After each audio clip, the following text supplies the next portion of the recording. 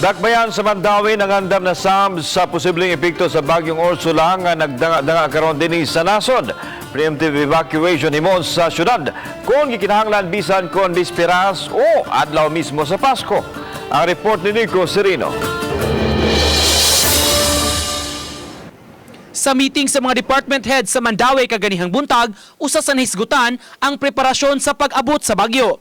Ang City Engineering Office mikumit na og mga heavy equipment nga ipa-standby sa City Hall grounds sugod ugma. Samtang ang City Social Welfare Office nangandam na sabdaan og mga relief goods. So our office now has organized a skeletal force and we have enough food and commodities. Ugma, iisa sa CDRRMO ang blue alert status kundiin padyutiho na ang katunga sa ilang mga personnel on call sab ang uban. Andamo na sabdaan ang ilang mga sakyanan ug mga ekipo nga magamit. May 11 ka mga flood-prone barangays sa Mandawi City nga mo'y tutukan sa CDRRMO.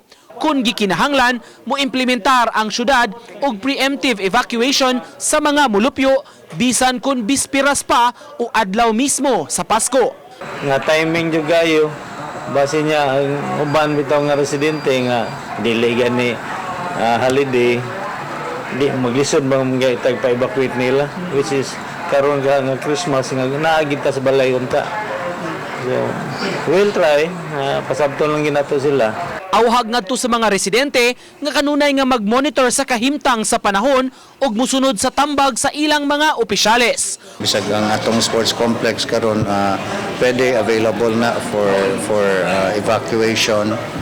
Unya mosad ang katong mga gym sa kabarangayan. Unya atong mga eskwelahan. Uban ni Rod Prado, Nico Sereno, Balitang Bisdak.